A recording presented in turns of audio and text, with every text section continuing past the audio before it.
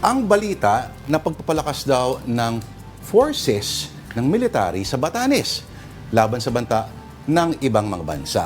Pero higit 100 residente na po ang sumabak sa pagsasanay bilang reservist ng Philippine Navy. Mga locals to Magbabalita ang News 5 correspondent Brian Castillo. Makapigil hiningang mga tanawin at mayamang tradisyon at kultura. Diyan kilala ang Batanes, ang pinakadulong probinsya sa hilaga ng Pilipinas. Malayo ito sa tensyon ng agawan ng teritoryo sa West Philippine Sea. Yun nga lang halos kadikit na sa Batanes ang ipinipilit na 10-dash line ng China. Pinakamalapit din ito sa Taiwan kung saan pinangangambahan ng gulo.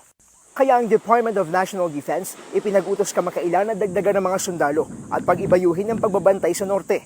Nitong Sabado, higit 100 residente ng Batanes ang ganap ng naging reservist ng Philippine Navy.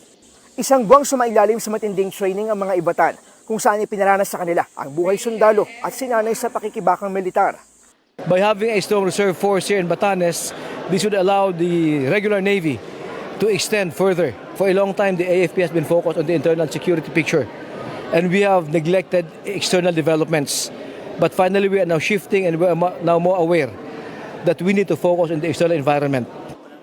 Isa sa naging reservist ang magsasampung taon ng teacher na si Alan.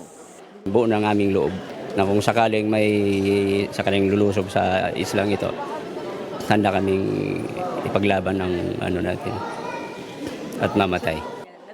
Maging ang housewife na si Nanay Annalise, sumali rin bilang reserbang puwersa ng Navy. Yung pagiging reservist o pagiging sundalo, hindi ho nasusukat sa laki ng tao, sa talino, o kahit ano pa man yan. Nasusukat po yun sa tibay ng loob, lakas ng loob, at buo ang paniniwala. Suportado ng reservist na rin si Batanes Governor Marilo Caico ang pagpapalakas ng pwersa sa probinsya. Para rin makatulong sa amin in case of disaster and calamity. Sa gitna ng namumuong tensyon sa paligid ng probinsya, patuloy na hihikayatin ng militar ang mga taga-Batanes na sumali sa reserve force. Ito ay upang masiguro na sa oras ng pangangailangan, may mga taong titindig para depensahan ang kanilang bayan. Para sa 1PH, Brian Castillo, News 5.